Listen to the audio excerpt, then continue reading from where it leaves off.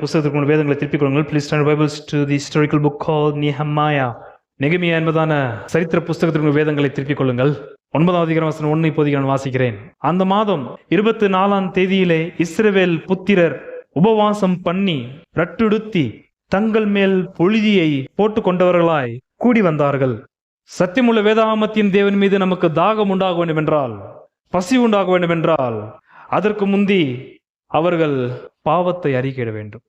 பாவத்தை அறிக்கையிட வேண்டும் என்றால் அதற்கு முந்தி அவர்கள் சத்தியமுள்ள வார்த்தையை கேட்க வேண்டும். சத்தியமுள்ள வார்த்தை அவர்கள் கேட்க வேண்டும் என்றால் சத்தியத்தை பிரசங்கிக்கிற கர்த்தருடைய ஊழியக்காரர்கள் ரொம்ப அவசியம்.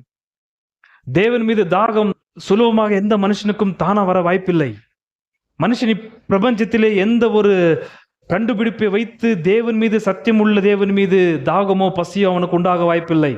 சத்தியமுள்ள தேவன் மீது பசி உண்டாக வேண்டும் என்றால், அல்லது முக்கியமாக தாகம் உண்டாக வேண்டும் என்றால், அவன் முதலாவது தான் பாவி, தனக்குள் இருக்கிற பாவத்தை அவன் உணர்ந்து மனக்கசந்து அழுவ வேண்டும்.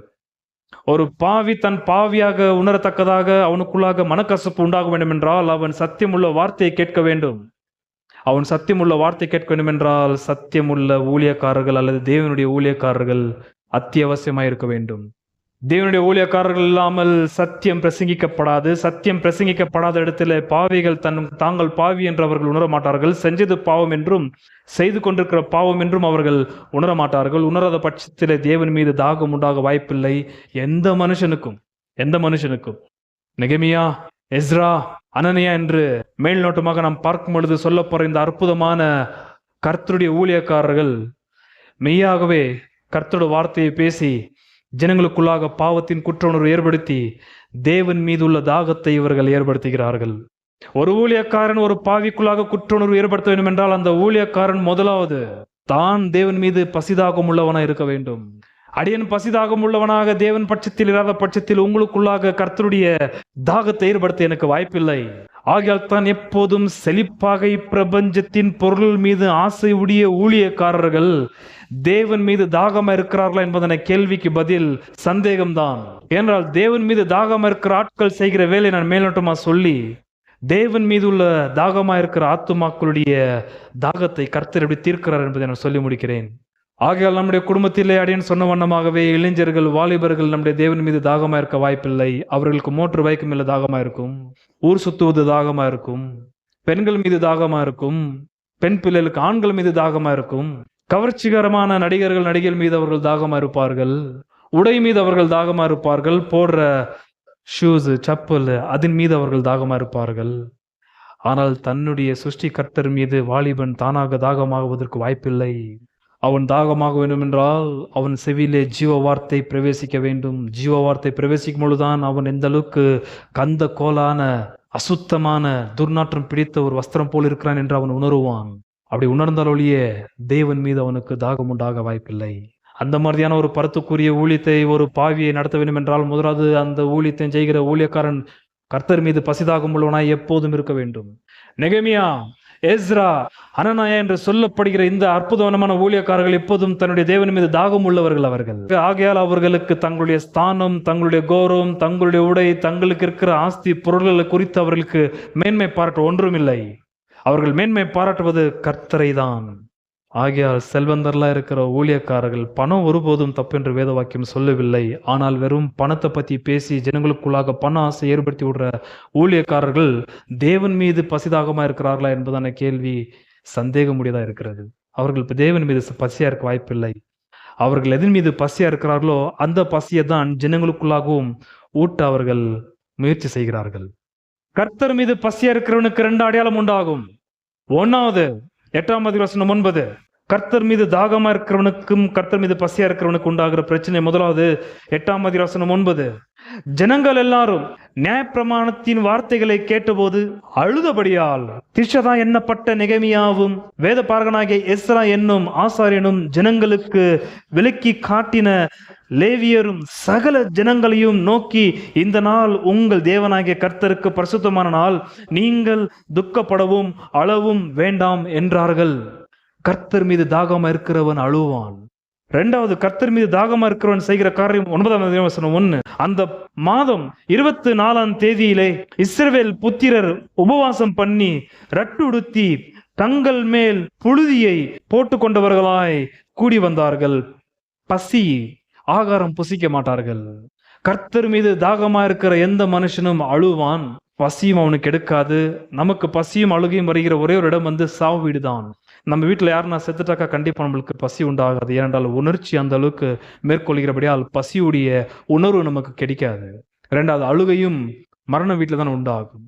இந்த இடத்துல ஜனங்கள் அழுது காரணம் சாவு உண்டானபடியால் அல்ல. இந்த ஜனங்கள் உணவை தவிர்த்ததற்கு காரணம் ஏதோ சாவு வீட்டு அவங்க குடும்பத்துல சாவு உண்டானபடியால் அல்ல. அவர்கள் உணவை வெறுத்ததற்கும் அவர்கள் தாகமாய் அல்லது அழுததற்கான காரணம் கர்த்தர் மீது உள்ள தாகத்தை சத்தியமுள்ள ஊழியக்காரர்கள் ஏற்படுத்தினார்கள். எப்படி சத்தியமுள்ள ஊழியக்காரர்கள் ஜனங்களுக்குள்ளாக அந்த தாகத்தை ஏற்படுத்தினார்கள்? நம்முடைய பசங்களுக்கு அந்த தாகத்தை நாம் ஏற்படுத்த வேண்டும். நம்முடைய பசங்க கர்த்தர் மீது தாகமா இருக்கிறதாக நீங்கள் நானும் கண்டிப்பா ஒருபோதும் பார்க்கவே வாய்ப்பில்லை. நீங்கள் நானும் சத்தியத்தை கொண்டு நம்முடைய பிள்ளைகளுக்கு அந்த சத்தியத்தின் நிமித்தமாக தாகம் ஏற்படுத்தினால் ஒழிய அவர்களுக்கு வேற வேற காரியங்கள் அதிக தாகம் உண்டாகும். எப்படி அவர்களுக்கு எஸ்ரா, நெகேமியா, அனனியா என்று சொல்லப்போற சத்தியமுள்ள ஊழியக்காரர்கள் தாகத்தை ஏற்படுத்தினார்கள். 8ஆம் அதிகாரம் வசனம் 2-3 வாசிக்கிறேன். 8ஆம் அதிகாரம் வசனம் 2-3. அப்படியே 7ஆம் மாதம் முதல் தேதியில் ஆசாரியனாகிய எஸ்ரா நியாயப்பிரமாணத்தை புருஷரும் ஸ்திரீகளும் கேட்டு அறியத்தக்க அனைவரும் ஆகிய சபைக்கு முன்பாக கொண்டு அந்த இடத்துக்கு வரப்போகிறேன். தண்ணீர் வாசலுக்கு முன்னான வீதிக்கு எதிரே இருந்து காலமே தொடங்கி மத்தியானம் மட்டும் புருஷருக்கும் ஸ்திரீகளுக்கும் கேட்டு அறியத்தக்க மற்றவர்களுக்கும் முன்பாக அதை வாசித்தான். சகல ஜனங்களும் நியாயப்பிரமாண புஸ்தகத்திற்கு கவனமாய் செவி கொடுத்தார்கள். யார் வாசிந்து? எஸ்ரா. யார் இந்த எஸ்ரா? எப்போதும் தேவன் மீது தாகமா இருக்கிறவன் இவர். இந்த சத்தியத்தை வாசித்த உடனே வசனம் 8 நடக்கிற சம்பவம், வசனம் 8, அவர்கள் தேவனுடைய நியாயப்பிரமாண புஸ்தகத்தை தீர்க்கமாக வாசித்து அர்த்தம் சொல்லி வாசித்ததை அவர்களுக்கு விளங்க பண்ணினார்கள். அப்பொழுதுதான் அவர்கள் வசனம் 9 அழுவ ஆரம்பிக்கிறார்கள். 8ஆம் அதிகாரத்துல வசனம் 1-2 வாசிக்கும் பொழுது 7ஆம் தேதி 7ஆவது மாதம் முதல் தேதியில் நடக்கிறத எக்கால பண்டிகை குறித்து நான் உங்களுக்கு போன வாரத்தை அதோட பின்னணி சொன்னேன். எக்காலத்தை ஊத வேண்டும். அது ஜெயதோனியாக எடுத்து காண்பிக்கிறதா இருக்கிறது எக்காலம் என்பது. அந்த எக்கால ஊதுற அந்த பண்டிகை அன்று எக்காலத்தை ஊதாமல் கர்த்தர் ஜனங்களுடைய கூக்குரலையே எக்காலமாக மாற்றி அமைக்கிறதை நான் போன வாரத்திலே உங்களுக்கு சொல்லி முடித்தேன். அப்படி கர்த்தர் மீது அவர்கள் தாகமா இருக்கிறதை அழுகை நிமித்தமாக காண்பித்தவருக்கு கர்த்தர் அவங்களுடைய தாகத்தை எப்படி தீர்த்தார் என்பதை உங்களுக்கு இன்றைக்கு ஒரு அற்புதமான வெளிப்பாட்டை நான் உங்களுக்கு சொல்லி முடிக்க விரும்புகிறேன். இந்த ஜனங்களை எஸ்ரா, நெகேமியா எந்த இடத்துல கூடி வர பண்ணாரு? 8ஆம் அதிகாரம் 1-2 நன்றாக கவனிக்கணும். இங்க இருந்து ஜனங்கள் எல்லாரும் தண்ணீர் வாசலுக்கு முன்னான வீதியிலே ஒருமனப்பட்டு கூடி கர்த்தர் எஸ்ராவுக்கு கற்பித்த மோசே நியாயப்பிரமாண புஸ்தகத்தை கொண்டு வர வேண்டும் என்று வேத பாரகனாகிய எஸ்ராவுக்கு சொன்னார்கள் ஜனங்கள். 2, அப்படியே 7ஆம் மாதம் முதல் தேதியில் ஆசாரியனாகிய எஸ்ரா நியாயப்பிரமாணத்தை புருஷரும் ஸ்திரீகளும் கேட்டு அறியத்தக்க அனைவரும் ஆகிய சபைக்கு முன்பாக கொண்டு 3, தண்ணீர் வாசலுக்கு முன்னான வீதிக்கு. மறுபடியும் இந்த வார்த்தை வரும் 4-5 முறை. இங்க நன்றாக கவனிக்கணும். இந்த சைட்ல தண்ணீர் வாசல்ன்றது எது? Water gate. இந்த வாட்டர் கேட் தெரியுதுங்களா? கீழே 3:26 வசனம் நம்ம நெகேமியா புஸ்தகத்துல. வேலி, அதுக்கு ஆப்போசிட் இருக்குது வேலி கேட்டு. மொத்தம் 10 கேட் இருக்குது. அதை சூழ்ந்து அதான் எருசலேம். நெகேமியாவுடைய மதில் கட்டின காலகட்டத்துடைய அது மதில் அது. ஸோ வாட்டர் கேட் என்று சொல்லப்படுறது அங்கே கீழே இருக்கிறது. அந்த வாட்டர் கேட் கிட்ட தான் ஜனங்கள் எல்லோரும் கூடி வந்ததாக நாம் வாசித்து கேட்ட வசனங்களில் இருக்கிறது. இந்த வாட்டர் கேட் கிட்ட என்ன நடக்குது? யார் இந்த வாட்டர் கேட் கிட்ட இருக்கிறது? எப்படியாப்பட்ட ஆட்கள் இங்க இருக்கிறாங்க? எதற்காக இந்த வாட்டர் கேட் அல்லது தண்ணீர் வாசல் என்று சொல்லப்படுற இந்த இடத்துல யூதர்கள் எல்லோரும் கூடி வருகிறார்கள்? மேல பாத்தீங்கன்னாக்கா டெம்பிள் தெரிதா? மேல டெம்பிள் ஏரியா. ஜனங்க அங்க போயிருந்தாக்கா நம்ம ஒத்துந்திருக்கலாம் அது தேவாலயம் என்று. அங்க போகவில்லை. மாறாக இந்த வாட்டர் கேட் என்று சொல்லப்படுகிற இந்த இடத்துல வருகிறார்கள். ஏன் தெரியுமா? 3ஆம் அதிகாரம் 26. இங்கிருந்து கொஞ்சம் கவனிக்கணும். ஒரு சின்ன விஷயத்தை உங்களுக்கு சொல்ல விரும்புகிறேன். 3:26. ஓபேலிலே குடியிருக்கிற நிதனீமியரை சேர்ந்த மனிதரும் கிழக்கே இருக்கிற தண்ணீர் வாசலுக்கு, அந்த தண்ணீர் வாசல் யார் கட்டிந்து கொஞ்சம் கவனிக்கணும். 3:26 தண்ணீர் வாசலுக்கு வெளிப்புறமான கொம்மைக்கு எதிரே இருக்கிற இடம் மட்டும் கட்டினார்கள். யார் கட்டிந்து?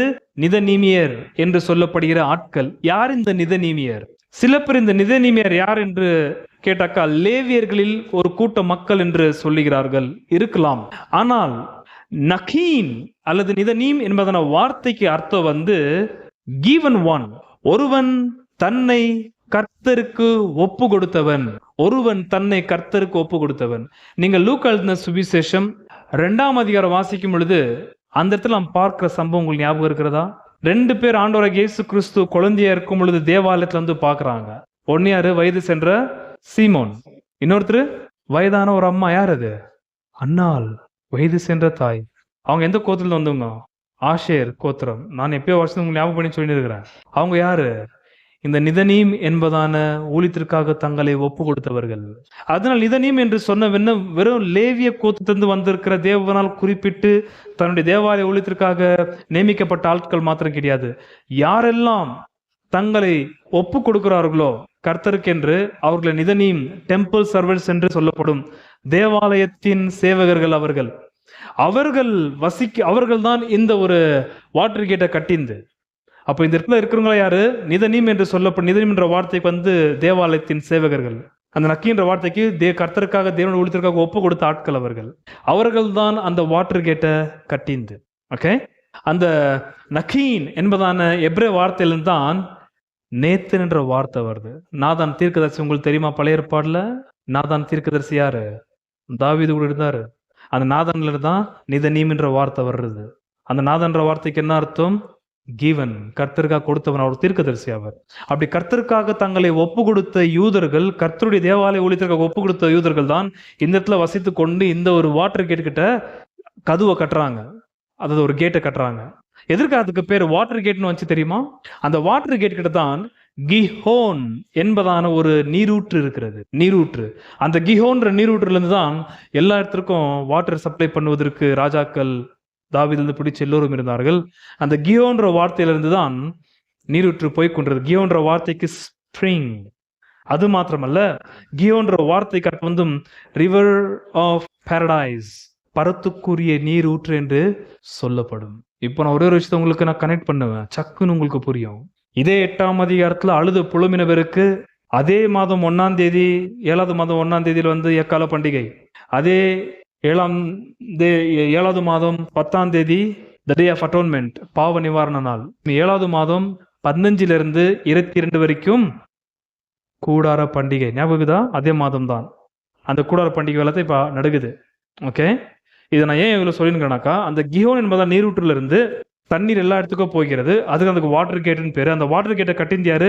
இந்த தேவாலயத்திற்காக தங்களை ஒப்பு கொடுத்த ஆட்கள். அது யூதர்களா, அது லேவியரா இருக்கலாம், இல்ல மற்ற யூதர்களா கூட இருக்கலாம். ஆல்ரைட்.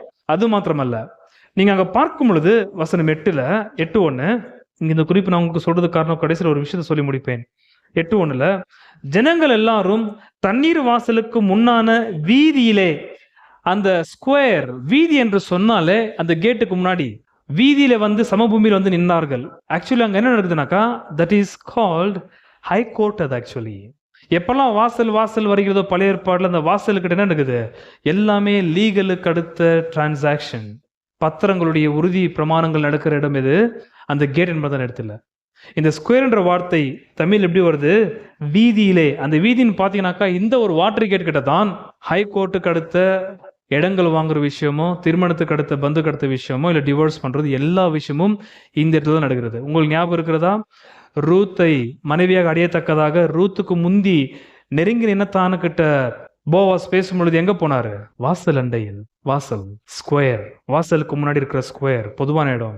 அந்த இடம் தான் அங்க எருசலேம் நடக்கிற ஒட்டுமொத்த ஹை கோர்ட்டுக்கு சம்பந்தப்பட்ட லீகல் டாக்குமெண்டேஷன் நடக்கிறது எல்லாமே வந்து இந்த வாட்டர் கேட்டு தான். இவ்வளவு மனசுக்குள்ள உங்களுக்கு பதிவாச்சா? ஓகே, இப்போ நான் வாசிக்கிற விஷயம் வந்து அதே 8ஆம் அதிகாரத்துல கண்ணீரோட கூட கர்த்தருக்காக தாகமா அழுதவர்கள் நெகேமியா வந்து ஆறுதல் படுத்தி, எஸ்ரா ஆறுதல் படுத்தி, அழுவாதீங்க, இன்னைக்கு சந்தோஷமான நாள், நீங்க சந்தோஷமா இருங்க சொல்லிட்டு இருக்கு. அடுத்து அவங்க பண்றது என்ன தெரியுமா? கூடார பண்டிகை ஆசரிக்கிறார்கள். ஓகே, இப்ப நான் வாசிக்கிறேன். கீழே 8ஆம் அதிகாரம் வசனம் 13. மறுநாளில் ஜனத்தின் சகல வம்ச தலைவரும் ஆசாரியரும் லேவியரும் நியாயப்பிரமாணத்தின் வார்த்தைகளை அறிந்து கொள்ள வேண்டும் என்று வேத பாரகனாகிய எஸ்ராவினிடத்தில் கூடி வந்தார்கள். மறுநாள், 2வது நாள். இது முதல் நாள் அழுதார்கள், புலம்புறார்கள். நெகமியா, எஸ்ரா எல்லோரும் ஆறுதல் படுத்தி, அழுவ வேண்டாம், சாப்பிடுங்க, போயிட்டு பசியா இருக்காதீங்க, சாப்பிட்டு சந்தோஷமாக கொண்டாடுங்க என்று. எப்போ அவர்கள் நியாயப்பிரமாணத்தை அறிந்து, எப்போ நியாயப்பிரமாணத்தில் இருக்கிற பரிசுத்தமுள்ள தேவனை பார்க்கும் பொழுது இவர்கள் அசுத்தர்கள் என்று புரிந்ததோ, பக்கா பாவிகள் என்று எப்போ புரிந்ததோ, அக்கிரமக்காரர்கள், அக்கிரம செய்கைக்காரர் என்று சொன்னது புரிஞ்சதோ, இதுதான் அப்போஸ்தலனாகிய பவுல் சொல்ற வார்த்தை. நீங்கள் எபேசில் இருக்கிற விசுவாசிகள் சொல்ற வார்த்தை, பாவத்தினாலும் அக்கிரமத்தினாலும் மரித்து கிடந்த பெணங்கள் நீங்கள். அப்படியாப்பட்ட ஒரு உணர்வு ஜனங்களுக்குள்ளாக சத்தியம் உள்ள நியாயப்பிரமாணத்துடைய விளக்கம் எபிரேய பாஷையில் அவர் நிதானமா வாசிக்கிறாரு. ஜனங்களுக்கு புரியல, பொதுவான மக்களுக்கு. ஏன் அப்ப இந்த யூதர்களுக்கு தெரிஞ்ச பாஷை என்ன? அரமாயிக் பாஷை. ஆகையால் லேவியர்கள் அதை டிரான்ஸ்லேட் பண்ணி புரிய வைக்கும் பொழுது ஜனங்கள் அழுறார்கள், திரும்ப மறந்தால் வராங்க. ஏன்? தாகம் அதிகமானது. கர்த்தரை மாத்திரம் நீங்கள் நாள் ருசி பார்த்துட்டோம்னா அந்த தாகம் தீரவே தீராது, அதிகமாய் கொண்டு போயே இருக்கும். தேவனை சாப்பிட்டுன்னு இருக்கணும். அந்த தாகம் கர்த்தரை குடிக்க தாகம் உண்டாமதெல்லாம் கர்த்தர் தவிர அந்த தாகத்தை தீர்க்க வேற வழியே கிடையாது. ஆகையால் உங்களுக்கும் எனக்கும் பரலோக ராஜ்யம், பரலோகம் போர் ஆகுவதற்கு வாய்ப்பில்லை. புரியுதா? நித்தியமா பரலோகத்தை என்னதான் பண்றோம் நம்ம? போர் அடிக்காது நம்மளுக்கு. பரலோகம் உங்களுக்கு எனக்கும் போர் ஆகவே ஆகாது. மறுநாள் வராங்க. வசனம் 14 கொஞ்சம் கவனிங்கள். 14, 15. அப்பொழுது நியாயப்பிரமாணத்திலே இஸ்ரவேல் புத்திரர் 7ஆம் மாதத்தின் பண்டிகையிலே கூடாரங்களில் குடியிருக்க வேண்டும் என்று கர்த்தர் மோசையை கொண்டு கற்பித்த காரியம் எழுதியிருக்கிறதை கண்டார்கள். ஆகையால் எழுதியிருக்கிறபடி கூடாரங்களை போடும்படிக்கு நீங்கள் மலைகளுக்கு புறப்பட்டு போய் ஒலிவ கிளைகளையும், காட்டு ஒலிவ கிளைகளையும், மிருது செடிகளின் கிளைகளையும், பேரிச்ச மட்டைகளையும், அடர்ந்த மரக்கிளைகளையும் கொண்டு வாருங்கள் என்று தங்களுடைய சகல பட்டணங்களிலும் எருசலேமிலும் கூறி பிரசித்தப்படுத்தினார்கள். 16.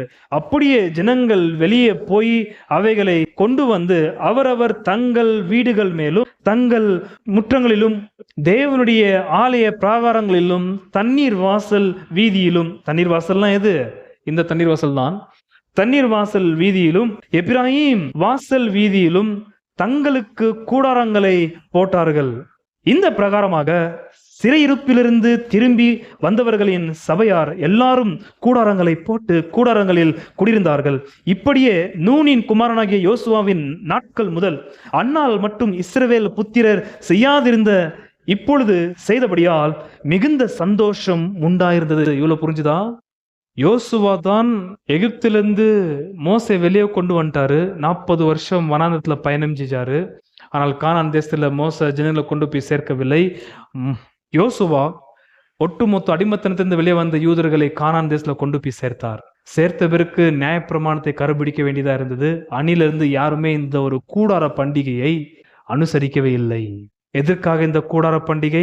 எதற்காக இந்த கூடாரம்? எதற்காக கிளைகளை கொண்டு வந்து அவங்க வீட்டு மேலேயும் வீட்டு பக்கத்திலையும் வீட்டுக்கு முன்னாடியும் போட்டார்கள்? எதை காண்பிக்கிறது? 40 நாள் ஜனங்கள் வனாந்தத்திலே தாத்காலிகமாக கூடார போட்டுக்கொண்டு வந்ததை அவர்கள் ஞாபகப்படுத்திக் கொள்ள வேண்டும். 40 நாள் அவர்கள் சஞ்சரித்தது கர்த்தருடைய கூடாரம். அவங்க தங்கியிருந்த கூடாரம் போலவே கர்த்தரும் எதுல இருந்தாரு? கூடாரத்தில் இருந்தார். அந்த கூடார நடுவில் வந்து ஜனங்கள் கூடாரம் போட்டு 4 நாள் கோத்திரம் சூழ்ந்திருந்ததை நான் உங்களுக்கு முன்னாடி சொல்லியிருந்தேன். சிலுவை போல இருக்கும் அது. அதை இவர்கள் ஞாபகப்படுத்திக் கொள்ளத்தக்கதாக டெம்பரரி ஷெட் வந்து கூடாரத்தை அவங்க வீட்டுக்கு முன்னாடி, வீட்டுக்கு பக்கத்துல, வீட்டுக்கு மேல போட்டு கொண்டு வந்தார்கள். முதல் முறை இருக்கிற 1000 வருஷம் ஆயிடுச்சுங்க. 1444 கொடுத்த பிரமாணம், மோசோட பிரமாணம் எப்ப கரைபிடிச்சதுன்னு பாத்தீங்கன்னாக்கா 444, இருக்கிற 1000 வருஷம் வரைக்கும் இந்த ஒரு பண்டிகையை இவர்கள் அனுசரிக்கவும் இல்லை, ஆசரிக்கவும் இல்லை, கரைபிடிக்கவும் இல்லை. இப்ப நான் உங்கள்ட்ட ஒன்று கேட்பேன். கூடார பண்டிகை இங்க நடக்குது, ஜனங்கள் அனுசரிக்கிறார்கள். யோவான் எழுதின சுவிசேஷம் 1ஆம் அதிகாரம் நீங்கள் வாசிக்கும் பொழுது அங்க யோவான் சொல்ற வார்த்தை உங்களுக்கு தெரியுமா? யோவான் எழுதின சுவிசேஷம் 1, இங்கிருந்து கொஞ்சம் கவனிங்கள். யோவான் 1:14, 1:14. அந்த வார்த்தை மாமிசமாகி, எந்த வார்த்தை? ஆதியில் இருந்த வார்த்தை. அந்த வார்த்தை மாமிசமாகி கிருபையினாலும் சத்தியத்தினாலும் நிறைந்தவராய் நமக்குள்ளே என்ன வார்த்தை? dwelt, sanctuary, கூடாரம் போட்டார் என்ற வார்த்தைக்கு அர்த்தம் அது. ஆகையால் தான் இயேசுநாதர் எப்ப பிறந்தார் என்ற கேள்விக்கு சில பேர் சொல்ற வார்த்தை, அவர் இந்த கூடார பண்டிகையில 8 நாளுக்குள்ளே எப்போ அவர் பிறந்திருக்க வேண்டும். மனுவாவதர் எடுத்த யோவான் சொல்ற வார்த்தை, எப்போ ஒரு மாம்சத்தை எடுத்தார், எப்போ ஒரு கூடாரம் போட்டு உட்கார்ந்தார்? மனுவாவது எடுத்து மனுஷனுடைய அவதாரத்தை கூடாரமாக எடுத்து ஜனங்கள் மத்தியிலே அவர் மனுஷனாக வார்த்தை இருந்த நித்திய வார்த்தை இருந்த இயேசுநாதர் கூடாரம் போட்டு ஜனங்கள் மத்தியிலே கூடாரமா இருந்தார். எங்கள் மத்தியிலே வாசம் பண்ணினார், கூடாரம் போட்டார் என்ற வார்த்தைக்கு அர்த்தம் அது. ஆகையால் தான் அநேகர் சொல்ற வார்த்தை, இந்த கூடார பண்டிகையில தான் இயேசுநாதருடைய பிறப்பு நடந்திருக்க வேண்டும் என்று அநேகர் எண்ணுகிறார்கள். இருக்கலாம். இன்னொரு விஷயம், எந்த சுவிசேஷ புஸ்தகத்திலும் கூடார பண்டிகை பத்தி பேசவில்லை. ஆனா இதே யோவான் தான் பேசுகிறார் கூடார பண்டிகை பத்தி 7ஆம் அதிகாரத்துல. அந்த நேரத்தில் ஆண்டவர் இயேசு கிறிஸ்து சொல்றாரு அந்த பண்டிகை நாள்ல. அந்த விஷயத்தை இப்ப நான் உங்களுக்கு வாசித்து உங்களுடைய கேள்வி கேட்பேன், நீங்க பதில் சொல்ல நல்லா இருக்கும், கரெக்டா இருக்கணும். 7ஆம் அதிகாரம் யோவான் சுவிசேஷம் 7ஆம் அதிகாரம் வசனம் 37, 38, 39. இந்த புதிய ஏற்பாடு வெளிச்சத்திலிருந்து பழைய ஏற்பாடை பார்க்கும்போது கண்ணாடி வச்சு தெளிவா புரியுது அந்த கூடார பண்டிகையில ஜனங்களுக்கு கர்த்தர் என்ன செய்தார் என்று. பண்டிகையின் கடைசி நாளாகிய பிரதான நாளிலே, எது பண்டிகையோட கடைசி நாள்? 8வது நாள். நெகேமியா 8ஆம் அதிகாரம் கடைசி வசனம் 18. முதலாம் நாள் தொடங்கி கடைசி நாள் மட்டும் தினம் தினம் தேவனுடைய நியாயப்பிரமாண புஸ்தகம் வாசிக்கப்பட்டது. 7 நாள் பண்டிகையை ஆசரித்தார்கள். அடுத்த வார்த்தை என்ன? 8ஆம் நாளோவெனில் முறைமையின்படியே விசேஷித்த ஆசரிப்பு நாளா இருந்தது. இப்போ யோவான் சுவிசேஷம் 7ஆம் அதிகாரம் 37. பண்டிகையின் கடைசி நாளாகிய பிரதான நாளிலே, எந்த கடைசி நாள்? 8வது நாள். புரிஞ்சுக்கணும். இயேசு நின்று சத்தமிட்டு, ஒருவன் தாகமா இருந்தால் என்னிடத்தில் வந்து பானம் பண்ண கடவன். எங்க சொல்றாரு? 8ஆம் அதிகாரத்துல. இங்க என்ன இருக்குதுங்க? Water gate, Gihon river. என்ன லிங்க் ஆகுது உங்களுக்கு? கூடார பண்டிகையில் அவங்க ஞாபகப்படுத்திக்கிறது முதலாவது வனாந்திரத்து இந்த கூடாரம். அந்த கூடாரங்களின் நடுவுல கர்த்தர் போட்ட கூடாரம், நடுவுல இருந்தார் கர்த்தர் கூடாரம் போட்டு. அதுக்கப்புறம் கண்மலையாகிய கிறிஸ்து, ஜீவ தண்ணீர் வருகிற அந்த கண்மலை அவர்கள் ஞாபகப்படுத்திக் கொள்ள வேண்டும். அதுக்கப்புறம் மேகஸ்தம்பம், அக்கினி ஸ்தம்பம் அவர்கள் ஞாபகப்படுத்திக் கொள்ள வேண்டும். நானே உலகத்திற்கு ஒளியா இருக்கிறேன் 8ஆம் அதிகாரத்தில் ஆரம்பிக்கிறார். எது? அக்கினி ஸ்தம்பமா இருந்தார் பழைய ஏற்பாடுல இயேசுநாதர். 8ஆம் அதிகாரத்தில் பார்த்தீங்கன்னா இந்த பண்டிகை அப்படியே தொடருது. கடைசி நாளுடைய பண்டிகை அப்படியே தொடர்ச்சி ஏற்படுகிறது. நானே உலகத்திற்கு ஒளியா இருக்கிறேன் என்று இயேசு சொல்லும் பொழுது அவங்களுக்கு தெரியுது, த பில்லர் ஆஃப் ஃபயர், அக்கினி ஸ்தம்பம். இப்ப பாத்தீங்கன்னாக்கா தண்ணீரை பத்தி இயேசுநாதர் பேசி கொண்டிருக்கிறார். இதெல்லாம் பழைய ஏற்பாடு நடந்ததும், முக்கியமாக நெகேமியாவோட காலகட்டத்தில் வாட்டர் கேட் என்று சொல்லப்படுகிற இந்த கியோன் என்பது ஸ்பாட்ல இருக்கிற விஷயம். 37. பண்டிகையின் கடைசி நாளாகிய பிரதான நாளிலே இயேசு நின்று சத்தமிட்டு, ஒருவன் தாகமா இருந்தால் என்னிடத்தில் வந்து பானம் பண்ண கடவன். எந்த தாகத்தை பத்தி பேசுறாரு? நான் உங்கள்ட்ட போய் கேட்கிற கேள்வி, ஒருவன் தாகமா இருந்தால், ரைட்? 37. பண்டிகையின் கடைசி நாளாகிய பிரதான நாளிலே இயேசு நின்று சத்தமிட்டு, ஒருவன் தாகமா இருந்தால் என்னிடத்தில் வந்து பானம் பண்ண கடவன். எந்த தாகத்தை பத்தி இந்த இடத்துல இயேசுநாதர் பேசி கொண்டிருக்கிறார்? கர்த்தர் மேல் உள்ள தாகம். இன்னும் ஸ்பெசிஃபிக்கா என்னிடத்தில் வந்து பானம் பண்ணுங்கன்றார். ஏன் பழைய ஏற்பாட்டில் இருக்கிற கண்மலை யாரு? தண்ணி வச்சு பாருங்க. 12ஆம் அதிகாரம் 1 கொரிந்தியர்ல அந்த கண்மலை கிறிஸ்துன்ற அப்போஸ்தலனாகிய பவுல். அந்த கண்மலை நான் தான், அக்கினி ஸ்தம்பம் நான் தான், மேக ஸ்தம்பமும் நான் தான் என்று ரொம்ப அற்புதமா இந்த கூடார பண்டிகையை மாத்திரம் 7ஆம் அதிகாரம் 8ஆம் அதிகாரத்துல தெளிவா யோவான் சுவிசேஷம் யோவான் வெளிப்படுத்துறாரு. எனக்கா இயேசுநாதர் பிறந்த நாள் எந்த நாளா இருக்கணும்? இந்த கூடார பண்டிகையிலே அவர் மனு அவதாரத்தை கூடாரமாக எடுத்துதான் பிறந்திருக்கிறார் என்று ரொம்ப தெளிவாக 1ஆம் அதிகாரத்துல வார்த்தை மாமிசமாகி நம் மத்தியிலே கூடாரம் போட்டிருந்தார் என்ற வார்த்தை எக்ஸாக்ட் வார்த்தை. அது எந்த தாகத்தை பத்தி பேசுறாரு? கர்த்தர் மீது உள்ள தாகம் அந்த ஆத்மா அங்க இருக்கிற யூதர்களுக்கு உண்டாச்சா? ஆனா இப்ப நம்ம பார்த்த இந்த வாட்டர் கேட் தண்ணீர் வாசல் இருக்கிற யூதர்களுக்கு எல்லோருக்கும் பசி தாகம் உண்டாச்சா? தான் அழுதார்கள். அங்க அழுதாக நம்ம யாரும் பார்க்கறது கிடையாது. யோவான் சுவிசேஷம் 7ஆம் அதிகாரத்துல 8ஆம் அதிகாரத்துலாம் யாருமே அழுவல. 4ஆம் அதிகாரத்துல சமாரியா ஸ்திரீ உங்களை ஞாபகத்தானே? அந்த சமாரியா ஸ்திரீ எங்க போனாங்க? கிணத்தண்டைக்கு போயிட்டு தண்ணீர் எடுக்க போனாங்க. விட்டுறக்கூடாது நீங்க. இதே யோவான் தான் சொல்றாரு, தாகத்துக்குத்தான் என்று இயேசுநாதர் கேட்கிறார். நீர் யூதனருக்கு என்னிடத்தில் தாகத்திற்குத்தான் என்று கேட்கலாமே என்று சொல்லும் பொழுது, தாகத்துக்குத்தா என்று கேட்டவர் இன்னார் என்று நீ அறிந்ததே, ஆனால் நீ அவரிடத்தில் கேட்டிருப்பாய், அவர் உனக்கு எந்த தண்ணீர்? நீர் யாக்கோபோட பெரியவரோ, எங்க பூர்வ பிதா யாக்கோபோடைய பெரியவரோ, இது அவர் எங்களுக்கு கொடுத்த கிணறு இருந்தது. அந்த கிணறை பத்தி அந்த அம்மா பேசு. ஆனா இயேசுநாதர் அந்த தண்ணியை பத்தி பேசவில்லை. இந்த தண்ணீர் குடிக்கும் பொழுது உனக்கு திரும்ப தாகம் உண்டாகும், திரும்ப நீ யாரும் இல்லாத போது வர வேண்டியதா இருக்கும். ஆனா என்னிடத்தில் நீ தண்ணீர் குடித்தால் உனக்கு தாகமே உண்டாவது என்று இயேசுநாதர் ரொம்ப தெளிவாய் சொல்லுகிறார். எந்த தாகத்தை பத்தி பேசி கொண்டிருக்கிறார்? ஏதோ ஒரு தாகத்தை பத்தி இயேசுநாதர் பேசி கொண்டிருக்கிறார். சரி, என்ன தாகம்ன்றது நெக்ஸ்ட்? இயேசுநாதர் கொடுக்குறது என்ன? அவரது தண்ணீர் தராராம். அந்த தண்ணீர் கொடுத்தா தாகத்தையும் அது அட்லீஸ்ட் என்ன தண்ணி? அது 37, 38 வாசிக்கிறேன். பண்டிகையின் கடைசி நாளாகிய பிரதான நாளிலே இயேசு நின்று சத்தமிட்டு, ஒருவன் தாகமா இருந்தால் என்னிடத்தில் வந்து பானம் பண்ண கடவன். வேத வாக்கியம் சொல்லுகிறபடி என்னிடத்தில் விசுவாசமாய் இருக்கிறவன் எவனோ அவன் உள்ளத்திலிருந்து எது புறப்பட்டு வரும்? ஜீவ தண்ணீருள்ள நதிகள் ஓடும் என்றார். 39, தம்மை விசுவாசிக்கிறவர்கள் அடைய போகிற ஆவியை குறித்து இப்படி சொன்னார். இயேசு இன்னும் மகிமை படாதிருந்தபடியினால் பரிசுத்த ஆவி இன்னும் அருளப்படவில்லை. இப்ப நான் ஒன்று கேட்கிறேன், இயேசுநாதர் பரிசுத்த ஆவியை எதிர்க்கு ஒப்பிட்டு பேசிட்டு இருக்கிறாரு. அங்க 3 விஷயம் வருது: தாகம், தண்ணீர், அப்புறம் விசுவாசம். இது 3ல தேவ ஆவியானவரை இயேசுநாதர் எதிர்க்கு ஒப்பிட்டு பேசுறாரு. சரி, தண்ணீர் பரிசுத்தமுள்ள ஆவியினருக்கு இங்க ஒப்பிட்டு பேசினதாக நாம் எடுத்துக்கொண்டால் 38, வேத வாக்கியம் சொல்லுகிறபடி என்னிடத்தில் விசுவாசமாய் இருக்கிறவன் எவனோ அவன் உள்ளத்திலிருந்து எது புறப்படுது? ஜீவ தண்ணீர் நதிகள் ஓடும் என்றார். நல்லா ஞாபகம் பண்ணி, இந்த வாட்டர் கேட், அங்க இருக்கிற கிஹோன் ஸ்ப்ரிங், இது யூதர்களுக்கு தெளிவா புரியும் இயேசுநாதர் நீங்க என்ன பேசுறாருன்றது. நம்மளுக்கு கொஞ்சம் அந்த ஒரு மைண்ட் வரணும் புரியுறதுக்கு. அப்போ ஜீவ தண்ணீர் வந்து பரிசுத்தமுள்ள ஆவியானவராக நம்ம எடுத்துக்கொண்டால் நம்முடைய உள்ளத்திலிருந்து புறப்பட்டு போறது பரிசுத்தமுள்ள ஆவியானவரா? ஒருவன் ஜலத்தினாலும் ஆவியினாலும் மறுபடியும் பிறவாவிட்டால் 3ஆம் அதிகாரத்தில் இயேசுநாதர் மறுபடியும் பேசுறார் பரிசுத்தமுள்ள ஆவியினர் குறித்து. அவன் தின ராஜ்யத்தை காண மாட்டான். விசுவாசமா, தாகமா, தண்ணீரா? எதற்கு பரிசுத்தமுள்ள ஆவியானவரை ஆண்டவராகிய கர்த்தர் ஒப்பிட்டு பேசுகிறார்?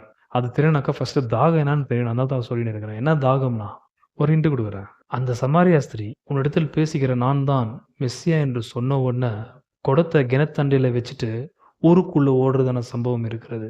எனக்கு ரொம்ப ஃபீல் ஆயிடுச்சு. சில இடத்துல பார்த்தீங்கன்னாக்கா வேத வாக்கியம் கிளைமேக்ஸ் முடிவுக்கு கொண்டு வராத, முடிவில் என்னடா முடிய போகுது, இதெல்லாம் என்னடா கிடைக்க போகுதுன்னு ஒத்து பார்த்துக்கும் போது டபுன்னு கட் ஆகிடும், கரண்ட் போன மாதிரி ஆகிடும். அந்த அம்மாட்ட கர்த்தர் சம்பாஷணை முடிக்கல. அந்த அம்மாட்ட கர்த்தர் சொல்லி முடிக்க வேண்டிய காரியம் ஒன்று இருக்குது. அதுக்குள்ள அந்த அம்மா கிணத்தண்டையில குடையை வைத்து ஊருக்குள்ள ஓடி போயிட்டு நான் பண்ண ரகசியமான காரியங்களை ஒருத்தர் வெளிப்படுத்திக்கிறார், வந்து பாருங்கள் ஒரு அவரா மெஸ்ஸியா என்று இந்த அம்மா அவரை பற்றி பிரச்சாரம் பண்ணுவதற்கு ஊருக்குள்ளே போயிட்டாங்க. எனக்கு கேள்வி, எதற்காக அந்த அம்மா ஊருக்குள்ளே ஓடினாங்க? ஒன்று தெளிவாக புரிஞ்சுக்கணும். கான்டெக்ட் நீங்கள் உள்த்து பார்த்தீங்கன்னாக்கா 4ஆம் அதிகாரத்தை, இந்த தண்ணீர் உனக்கு மறுபடியும் தாகத்தை உண்டாக்கும், நான் கொடுக்குற தண்ணீரோ உனக்கு தாகத்தை ஏற்படுத்தாது. அந்த அம்மாவுடைய தாகம் தீர்ந்த உடனே தான் கொடுத்த அந்த தண்ணீர் மொண்டாம கொடுத்த அப்படியே அங்கேயே வச்சுட்டு அந்த தண்ணீர் வேண்டாம் என்று கர்த்தர்கிட்ட பெற்ற தண்ணீர் அந்த அம்மாவுடைய தாகத்தை தீர்த்தபடியால் ஊருக்குள்ள ஓடுறாங்க. That's the contact. அதான் அது பின்னாடி இருக்கிற திரைக்கு பின்னாடி இருக்கிற வெளிப்பாடு. அந்த அம்மாவோட தாகம் தீர்ந்துருக்குது. அதனால தான் அந்த யாக்கோபு கொடுத்த கிணத்தண்டையுடைய தண்ணீர் அந்த அம்மா எடுக்காம கொடுத்து அங்கேயே வச்சுட்டு உள்ள ஓடுறாங்க. என்ன அந்த தாகம்? இன்னொரு இன்ட்டு கொடுக்குறேன். வாக்குத்தத்தம் பண்ணப்பட்ட பரிசுத்தமுள்ள ஆவியானவர் உங்கள் மீது வரும் வரைக்கும் நீங்கள் எருசலேமை விட்டு போகக்கூடாது. ஆனால் பரிசுத்தமுள்ள ஆவியானவர் வந்ததுக்கு அப்புறம் நீங்க என்ன பண்ணுன்றது நீங்கள் வல்லமையை பெற்ற பிறகு செய்வீர் என்று சொன்னாரு. ஆனா இந்த அம்மா அங்க பரிசுத்தமுள்ள ஆவியானவர் பெற்ற பிறகு தான் போகணும்னு கர்த்தர் சொல்லியிருக்கார் தம்முடைய சீஷர்களுக்கு. ஆனால் சமாரியா ஸ்திரீக்கு கர்த்தராகிய இயேசுநாதர் போய் பிரச்சாரம் பண்ணணும் ஒண்ணுமே சொல்லவே இல்லை. ஆனா அந்த அம்மா இயேசுநாதரை விட்டு இவரை பத்தி பிரச்சாரம் பண்ணுவதற்கு ஊருக்குள்ள போறாங்க. அங்கதான் நீங்க பாத்தீங்கன்னாக்கா கர்த்தராகிய இயேசு கிறிஸ்து விதைக்கிறவன் ஒருவன், அறுக்கிறவன் ஒருவன் என்று ரெண்டுத்தையும் பிரிச்சு பேசுவார் 4ஆம் அதிகாரத்துல. அந்த அம்மாவுடைய தாகத்தை பத்தி பேசின பிறகு சீஷர்கள் இவருக்கு உணவை கொண்டு வந்து கொடுக்கும் பொழுது சாப்பிடுங்க என்று சொல்லும் பொழுது இயேசுநாதர் நீங்கள் அறியாத ஒரு உணவு ஆகாரம் என்னிடத்தில் இருக்கிறது. அப்போ இவங்க என்ன புரிஞ்சுக்கிறாங்க, யாரோ கூட்டின்னு வந்து குத்துருக்குறாங்க போல சாப்பாடு இவருக்கு அப்படின்னு இவங்க பாவிச்சுக்கிறாங்க. நீங்கள் அறியாத உணவு என்கிட்ட இருக்குதுன்றாரு. இவர் தான் 12 பேரையும் அமுச்சு விட்டாரு சாப்பாடு வாங்குறதுக்கு. இவர் ஒண்டிக்கு 12 பேர் போகணுமா? ஏன்னா இவருக்குள்ள இருக்கிற ஆகாரத்தையும் ஏதோ ஒரு தண்ணியை இந்த அம்மாவுக்கு கொடுக்கணுன்னுக்கிறாரு. அது இந்த 12 பேர் இருந்தா கெடுத்துருவோம். ஞாபகம் இல்லை, ஒரு கானானிய ஸ்திரீ எங்கள் மீது இருங்குமான்றன்னு இயேசுநாதர் பின்னாடி கூச்சில் போட்டுன்னு வருது, என் பொண்ணு பிசாசு பிடிச்சி வீட்டில் இருக்கிறா. அப்போ இவங்க சொன்ன வார்த்தை நான் துரத்தி விடும் அத்தை கத்தினே வருது பின்னாடி. அதனால இந்த சமாரியருக்கும் யூதருக்கும் இருக்கிற அந்த ஒரு அனிமாசிட்டி, அந்த எரிச்சல், பகை, இவர் சம்பாஷிக்கும் பொழுது இவங்க நிமித்தமாக வரக்கூடாதுன்ட்டு 12 பேரை ஓட்டிடுறாரு, போய் நீங்கள் சாப்பிட்றதுக்கு தான் வாங்கிடுவாங்க அப்படின்ட்டு. கர்த்தர் அந்த அம்மாவுடைய தாகத்தை தீர்த்திருக்கிறார். அங்க பாத்தீங்கன்னாக்கா கர்த்தர் கொடுத்த தண்ணீர் அந்த அம்மாவோட தாகத்தை தீர்த்தபடியால் அந்த அம்மா யாக்கோபு கொடுத்த கிணத்தண்டையில் இந்த தண்ணீர் எடுக்கவில்லை. அதெல்லாம் ரொம்ப முக்கியமான மார்சியல் சிந்தப்பட்ட உணவுகளை வைத்துதான் என்ன உணவுன்றது கண்டுபிடிக்கிறீங்களே. அந்த மாதிரி குடத்தை வச்சுட்டு போனாலும் கிணத்தண்டையில வச்சுட்டு போன்ற வார்த்தை தான் நமக்கு ஒரு முடிவுக்குள்ளாக கொண்டு வருகிறது. என்னுடைய கேள்வி, அந்த 5 புருஷனுக்கு என்னானாங்க? ஆண்டவராகிய இயேசு கிறிஸ்து தாகத்தை தீர்த்தபடியால் அந்த அம்மா மறுபடியும் அந்த 5 பேருக்கு பின்னாடி இல்லை 5 பேர்ல ஒருத்தனுக்கு பின்னாடி கடைசியா யார்கிட்ட மனைவியாய் திருமணமாகாமல் மனைவியா வாழ்கிறாளோ அவங்கிட்ட போகல. ஏன்னா கர்த்தர் கொடுத்த தண்ணீர் அந்த அம்மாவுடைய தாகத்தை தீர்த்தபடியால் திருப்ப அந்த இடத்துக்கு போகவில்லை. அதுதான் அந்த தாகம் என்னன்றது தெரிய வேண்டும். நமக்கு எந்த தாகம் இருக்கிறதுனால நம்ம பாவம் செய்கிறோம்? நம்மை பாவம் செய்ய வைக்கத்தக்கதாக நமக்குள்ள இருக்கிற தாகம் இது. ஏதோ ஒன்று நம்மள ஏன் நம்ம பாவம் செய்கிற அளவுக்கு ஏன் போகிறோம்? ஃபர்ஸ்ட் இந்த தாகம், மனைவி தானா புருஷன் தான் நான் செய்யணும். அது அந்த தாகம் தான் சம்மரியா ஸ்திரீகிட்ட இருந்தது. ஆனால் கர்த்தர் கொடுத்த ஜீவ தண்ணீர் பாவத்தை நடிப்பிக்கத்தக்கதான தாகத்தை மேற்கொண்டது. அதுக்கப்புறம் பாவத்தை நடிப்பிக்கத்தக்கதான தாகம் அந்த அம்மாவுக்கு வரவில்லை. ஏன்னா கர்த்தர் கொடுத்த ஜீவ தண்ணீர் அந்த அம்மாவுடைய ஒட்டுமொத்த பாவத்தை நடிப்பிக்கத்தக்கதான தாகத்தை தீர்த்து போட்டது. அங்கே என்ன நடந்தது? 444 அக்டோபர் 30 என்று ஒருத்தர் சரியா டேட்டை கொடுக்குறாரு. இங்கே நடந்தது. இயேசுநாதர் பண்ணுற விஷயமும் கரெக்டாக இருக்கும். இயேசுநாதர் இந்த இதே பண்டிகை நாள் ஆரம்பிச்சதுன்னா தெரியுமா? Legal issue. நீங்கள் ஒருத்தர் நியாயப்பிரமாணம் கீழ்ப்படிஞ்சினா எதற்காக என்ன கொள்றீங்கன்னு சொல்லிட்டு அந்த ஹைகோர்ட்டில் நடக்கிற சம்பாஷணத்தை தொகுக்கிறார் 7ஆம் அதிகாரத்தில், எவ்வளவு சுவிசேஷத்தில். ஏன்னா வாட்டர் கேட்டில் இருந்தது என்ன? ஹைகோர்ட். இப்போ 7ஆம் அதிகாரத்தை நீங்கள் பார்க்கும்போது எங்கே திரும்ப முடியுது சம்பாஷணை? சானட்ரீன், சுப்ரீம் கோர்ட். அதில் நிக்கோதியம் பேசுகிறா. அப்படி கோர்ட் முந்தி நாம் ஒருவனை கூப்பிட்டு விசாரித்தால் ஒழியே நியாயம் தீர்ப்பது நியாயம் இல்லையே, நியாயப்பிரமாணி சொல்லி என்றாரு. வேத வாக்கியத்தை மாத்திரம் நீங்கள் ஆழமாக பார்த்தீங்கன்னாக்கா எந்த வேத வாக்கியமும் விரோதமாக இருக்க வாய்ப்பில்லை. அது அழகாக கை கோத்து ஒரு நல்ல வரைபடத்தை நம்முடைய ஆத்மாவில் வெளிப்படுத்தும். நாமளே உள்ள தியானிக்கிறனாக்கா தேவாவின் முழு நிறைவினாலே நமக்கு வேதத்தை எழுதி கொடுத்த அப்போஸ்தலருடைய வெளிச்சம் எப்படி இருந்திருக்கும். நம்ம இவ்வளோதான் பார்க்குறோம். நீங்கள் என்ன கேட்டிங்கனாக்கா அப்போஸ்தலர்கள் எல்லாமே ஆதாம்லேருந்து பார்த்துருக்குறாங்க. நீங்கள் மத்த எழுதிங்கனாக்கா ஆபிரகாமை பார்த்துருக்கிறாரு. ஆவிக்குரிய மனக்கண்கள் திறக்கப்பட்டு அவங்க பார்த்துருக்குறாங்க. லூக்கா எடுத்தினாக்கா ஒரு ஆதாம் ட்ரெண்ட் இருக்கிறார். ஆதாம் யாருன்னு ஆதாமுடைய ஒட்டுமொத்த வரலாறு எடுக்கிறானாக்கா ஆதாமை பார்த்துருக்கிறார் அவர். எனக்கு மனுவாவது எடுக்கிற கிறிஸ்துவ ஆபிரகாம் பார்த்து மகிழும் பொழுது தேவாவியானவர் பழைய ஏற்பாட்டில் இருக்கிற ஒட்டுமொத்த காரியத்தையும் புதிய ஏற்பாடு அப்போஸ்தலருக்கு பிரத்யட்சமா வெளிப்படுத்தினார் என்று 1 பேதுரு 1ஆம் அதிகாரத்தில் பேதுரு வெளிப்படுத்தி இருக்கிறார். கிறிஸ்துவின் ஆவியானவர் கிறிஸ்துவின் பாடுகளை பற்றி, கிறிஸ்து அடைய போகிற பாடுகளை நூற்றுக்கணக்கான வருஷங்களுக்கு பிந்தி பழைய ஏற்பாடு பரிசுத்தவான்கள் தீர்க்கதரிசிகள் கண்டதாகவும் புதிய ஏற்பாடு பரிசுத்தவான்களாகிய அப்போஸ்தலர்களும் பழைய ஏற்பாடு இருக்கிற காரியத்தை எல்லாத்தையும் பார்த்துருக்கிறாங்க. நீங்க மாத்த இரவும் பகலும் வசந்த தியானிக்கிறவர்களா இருந்தாக்கா உங்களுக்கு அந்த ஒரு வெளிச்சம் தேவன் நிச்சயமா ஆவியானவர் உங்களுக்கு தருகிறார். காத்திருக்கணும். அது ரொம்ப வசந்த வாசிட்டு நல்லா அசை போட்டுனே இருக்கணும். அப்போதான் கரெக்டா. ஏன்னா எவ்வளோ விஷயம் புரியவே புரியாது, உங்களுக்கும் ஊழியக்காரங்களுக்கே புரியாது. அவ்வளோ டிஸ்கிரிப்டான்சிஸ், அவ்வளோ ஒடிஞ்சு போய் கிடைக்குது, அவ்வளோ ஒத்து போகாத விஷயங்களா இருக்குது. மனுஷனுடைய விர கட்டுக்கதலான்ற அளவுக்கு அவங்க நம்ம மனசில் ஏற்றி விட்டுருப்பாங்க. சத்தியம் தெரியாமல் இருந்ததே. ஆனால் வசந்த ஒர்க் பண்ணும்போது தான் கரெக்டாக ஜோடிக்கப்பட்டிருக்கிறது வேத வாக்கியம். அதை கரெக்டாக கொண்டு எம்பெட் பண்ணுறதுக்கு தான் ஊழியக்காரன் வேலை செய்யணும். அது எம்பெட் ஆகாமல் இப்படி பிரிஞ்சிருக்குது. பொதுவாக நீங்கள் பார்க்கும் பொழுது அது நல்ல செயின் கோத்து அதை பார்த்தால் ஒழிய நமக்கு ஒரு நல்ல வெளிச்சம் உண்டாகவே ஆகாது.